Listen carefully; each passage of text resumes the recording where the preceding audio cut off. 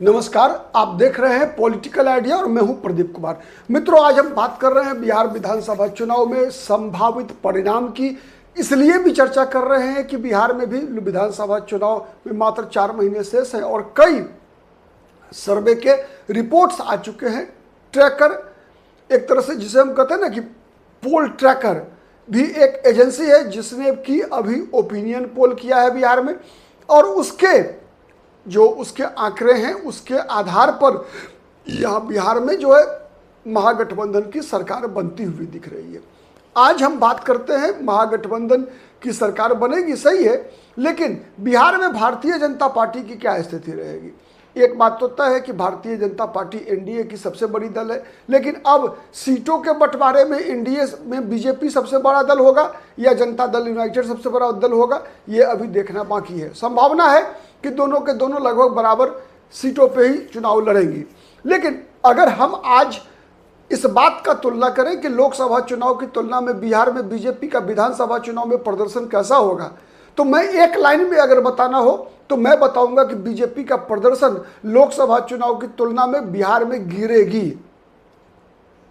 क्यों गिरेगी? क्योंकि केवल कह देना तो आप मानेंगे नहीं, कई लोग नहीं मानेंगे, कहेंगे कि भाई फलाने पार्टी का एजेंट है। आज सोशल मीडिया में यही चल रहा है कि अगर आप किसी राजनीतिक दल के समर्थन में अगर आपका कोई बयान है, आपका कोई एनालिसिस है, तो वो कहेंगे कि आप विपक्षी दल के आप एजेंट के रूप में काम कर रहे हैं। खैर, हमारा प्रयास तो होता है न्यूट्रल रहने का। आप दर्शक, आप जिस रूप में प्यार देना चाहें दे सकते हैं। आज हम बात कर रहे हैं कि भाजपा का नुकसान होना विधानसभा चुनाव में तय है। उसके कुछ तथ्य हैं और कुछ कारण हैं, क्योंकि हम जब कभी भी बात करते हैं पब्लिक प्लेटफॉर्म पर तो बिना तथ्य के तर्क नहीं देना चाहिए, केवल वो थेथराई कहलाता है। खैर, मेरी वो आदत नहीं। कुछ जो अहम कारण है जिस कारण से बिहार में बीजेपी का प्रदर्शन गिरेगा, उसके सबसे मूल में है कि बिहार में विधानसभा चुनाव में देखिए, एक चीज, चुनाव में 3 चीज सबसे महत्वपूर्ण होता है। उसमें पहला होता है नेतृत्व। आप देखेंगे कि भारत में राजनीति व्यक्तिवादी है। अब तक भारत की राजनीति मुद्दा आधारित नहीं बन पाया है, व्यक्ति आधारित रहा है। आप केंद्र की राजनीति को देखिए या बिहार की राजनीति को देखिए। 1952 से लेकर 62 तक जवाहरलाल नेहरू स्वतंत्रता सेनानी थे, फ्रीडम मूवमेंट से निकल कर आए थे, उनके प्रति एक अलग प्रकार का सम्मान था, इसीलिए लगातार चुनाव जीतते रहे। 67 में भी जो चुनाव हुआ, उस चुनाव में इंदिरा गांधी के मनमानी एक आध फैसले ऐसे थे जिन फैसलों के कारण कई राज्यों से कांग्रेस पार्टी सत्ता से बाहर हो गई थी।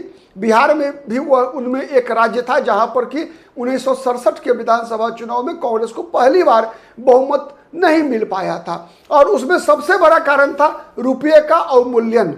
ठीक है, आप गूगल करेंगे तो जान पाएंगे आज की पीढ़ी। तो रुपये का जो अवमूल्यन किया गया था इंदिरा गांधी के द्वारा प्रधानमंत्री बनने के बाद, लाल बहादुर शास्त्री की दुखद मृत्यु के बाद, उसका सबसे बड़ा असर था। नंबर 1। नंबर 2 असर था उसमें कि जिस प्रकार से कांग्रेस जो हिंदी पट्टी थी, दक्षिण में तमिलनाडु में तो एक आंदोलन अन्ना दुरई का शुरू हो गया था, लेकिन उत्तर भारत के राज्यों में जिस प्रकार से कांग्रेस पार्टी समाज के केवल एक ही वर्ग से नेतृत्व विकसित कर रही थी, उसकी प्रतिक्रिया हो रही थी। तो बिहार में भी हुआ। बिहार में भी जो पिछड़ावाद का जन्म हुआ, पिछड़ावादी राजनीति का जन्म हुआ, उसका सबसे पहला लक्षण 1967 में दिखा था। और पिछड़ावाद की राजनीति का जनक माना जाता है एक तरह से भारत की राजनीति में राम मनोहर लोहिया को केंद्रीय स्तर पर। तो राम मनोहर लोहिया की विचारधारा को मानने वाले ही कहलाए समाजवादी और फिर पिछड़ावादी। खैर, वो आज का मुद्दा नहीं है। आज का मुद्दा है कि लोकसभा चुनाव की तुलना में बिहार में विधानसभा चुनाव में भाजपा की स्थिति क्यों कमजोर रहने वाली है। तो व्यक्तिवादी राजनीति रहा है भारत का। आप लोकसभा चुनाव देखिए, विधानसभा चुनाव देखिए। बिहार में 2005 से 90 से लेकर 2020 तक का जो चुनाव हुआ है विधानसभा का, उसमें 2 व्यक्ति चुनाव के केंद्र में रहा, लालू प्रसाद यादव के समर्थन में या लालू प्रसाद यादव के विरोध में, और फिर नीतीश कुमार के समर्थन में या नीतीश कुमार के विरोध में। वहीं केंद्रीय राजनीति में देखिए, शुरुआत कांग्रेस के समर्थन में या गैर कांग्रेसवाद, फिर भाजपा के समर्थन में या गैर भाजपावाद। तो ये गैर कांग्रेसवाद नहीं था, बल्कि एक परिवार के खिलाफ था, इंदिरा गांधी राजीव गांधी के खिलाफ था।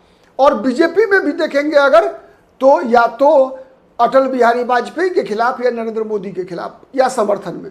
तो व्यक्तिवादी राजनीति के दौर में, केंद्र की राजनीति में देखेंगे कि अभी जब दो व्यक्तियों के बीच तुलना होती है, नरेंद्र मोदी और राहुल गांधी, नरेंद्र मोदी 20 पड़ते हैं, इसीलिए लोकसभा चुनाव में चाहे बिहार हो चाहे कोई भी राज्य हो, प्रायः जहां कहीं भी भारतीय जनता पार्टी का संगठनात्मक आधार है, वैचारिक आधार है। इसलिए मैं कह रहा हूं कि देश के कुछ राज्य ऐसे हैं जहां पर कि भारतीय जनता पार्टी का ना संगठनात्मक आधार है ना वैचारिक आधार है, जैसे तमिलनाडु और केरल।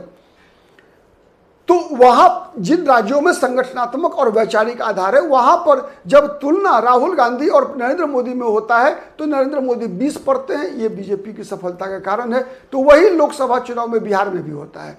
बिहार में चूंकि दो उम्मीदवार सामने दिखते हैं बिहार के मतदाताओं को देश के प्रधानमंत्री के लिए लोकसभा चुनाव में, तो नरेंद्र मोदी 20 पड़ते हैं। इसका एक और सबूत मैं बताऊंगा आपको, प्रमाण कि 2019 का लोकसभा चुनाव याद कीजिए, बीजेपी और एनडीए 39 सीटें जीती थी बिहार में, 39। 17 लोकसभा सीट बीजेपी जीत गई थी और 16 जनता दल यूनाइटेड। उसके हिसाब से तो 17 छक्के 102 बीजेपी होना चाहिए था, 16 छक्के 96 होना चाहिए था नीतीश कुमार की पार्टी को, लेकिन नहीं हुआ। लोकसभा चुनाव के दौरान जितने विधानसभा सीटों पर बहुमत मिला था, बीजेपी को लीड मिला था और जनता दल यूनाइटेड को उतना विधानसभा चुनाव में नहीं हुआ। उसका एकमात्र कारण था कि उस बार लोग लोकसभा चुनाव में प्रधानमंत्री चुनने के लिए वोट डाल रहे थे। लोग स्थानीय उम्मीदवार को कम देखते हैं लोकसभा चुनाव में, लेकिन विधानसभा चुनाव में स्थानीय मुद्दे, स्थानीय नेता ज्यादा महत्वपूर्ण होता है। तो इसीलिए लोकसभा चुनाव में बीजेपी को एडवांटेज मिलता है, एडवांटेज मोदी। अब आइए विधानसभा चुनाव में बीजेपी के लिए यही नुकसान का कारण है, क्योंकि मुकाबला किससे होना है? मुकाबला होना है तेजस्वी यादव से।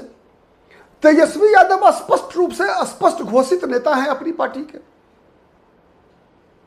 अपने समर्थकों के लिए वो अच्छे हैं बुरे हैं जैसे भी हैं, वो उनके नेता हैं। बीजेपी का नेता कौन? कोई नहीं, अपनी पार्टी से नहीं। अगर एनडीए से बात करें, नीतीश कुमार। अब तक ये इतिहास रहा कि 2005 से लेकर 2020 तक नीतीश कुमार का भी सितारा बुलंद था। नीतीश कुमार के पास भी वोट बैंक, एक मजबूत वोट बैंक, नीतीश कुमार की पहचान कि नहीं तेजस्वी यादव से बेहतर, लालू यादव से बेहतर नीतीश कुमार हैं। इस आधार पर नीतीश कुमार के नाम पर नीतीश कुमार की पार्टी को भी और बीजेपी को भी वोट मिलता था। लेकिन इस बार नीतीश कुमार की क्रेडिबिलिटी को धक्का लगा है। इसमें कहीं कोई दो मत नहीं है कि आज अगर दो व्यक्तियों के बीच केवल चुनाव हो जाए बिहार में, तो तेजस्वी यादव नीतीश कुमार से मीलों आगे हैं। तो स्थानीय नेतृत्व के, चूंकि विधानसभा चुनाव में स्थानीय नेतृत्व महत्व रखता है ज्यादा, स्थानीय नेता के लिए, मुख्यमंत्री बनाने के लिए वोट डाले जाएंगे, इसीलिए बीजेपी पर आरजेडी भारी पड़ेगी।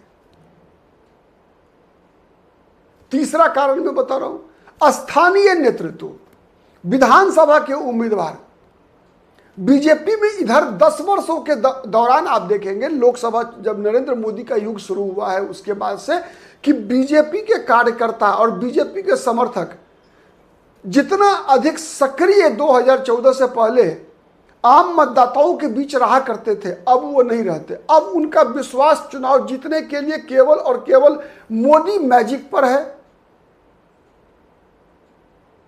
अल्पसंख्यक विरोध पर है और हिंदुत्व पर है उनकी जीतने का दारोमदार। मतलब मोदी, हिंदुत्व और अल्प मुस्लिम विरोध। इस कारण से हुआ है क्या कि बीजेपी का संगठनात्मक आधार बिहार में कमजोर हुआ है।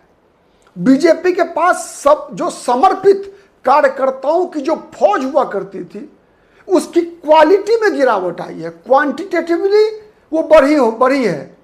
मैं बता रहा हूं, संख्यात्मक रूप से बीजेपी के कार्यकर्ताओं की संख्या, बीजेपी के समर्थकों की संख्या बढ़ी है, लेकिन गुणात्मक रूप से बीजेपी का प्रभाव, सांगठनिक प्रभाव कम हुआ है।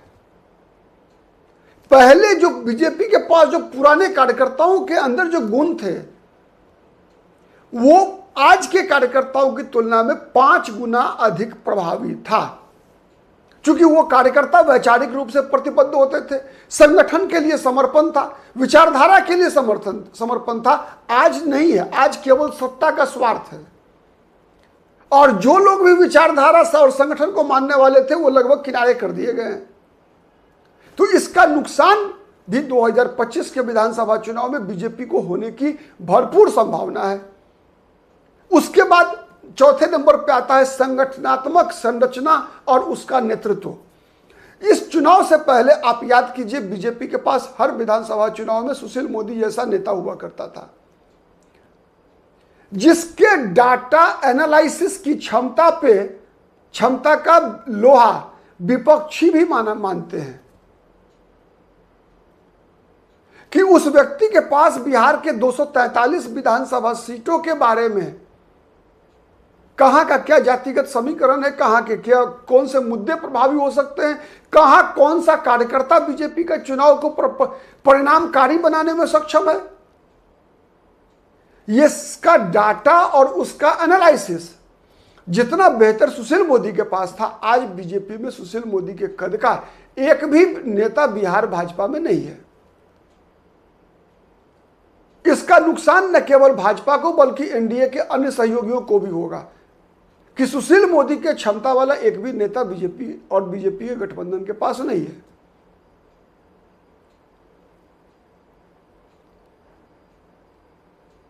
तो ये इतने, उसके बाद एक और विषय है, जब लोकसभा के चुनाव होता है तो मुद्दे केंद्र के आधारित होते हैं और हर बार मुद्दा आता है, राष्ट्रीय सुरक्षा का आता है, गरीब कल्याण का आता है। गरीब कल्याण में अनाज का मामला आया, प्रधानमंत्री के द्वारा संचालित किए गए कई योजनाओं का मुद्दा आता है, प्रधानमंत्री स्वास्थ्य बीमा योजना आता है, कई जन आरोग्य बीमा आता है, आयुष्मान योजना की बात प्रधानमंत्री करते हैं या उस दल के लोग, बीजेपी के लोग करते हैं, तो उसका लाभ बीजेपी को मिलता है लोकसभा चुनाव में और मोदी पर भरोसा। लेकिन वही चीजें जब राज्य स्तर पर, तो राज्य में मुद्दा क्या बना है, बिहार में बन रहा है। बिहार में मुद्दा बन रहा है नौकरी, पलायन। वैसे यद्यपि इसके लिए ये नौकरी और पलायन के लिए जिम्मेवार केवल नीतीश कुमार की सरकार नहीं है, उससे पहले की भी सरकारें जिम्मेवार रही है, कांग्रेस भी जिम्मेवार है, राष्ट्रीय जनता दल भी जिम्मेवार है बिहार से पलायन के लिए।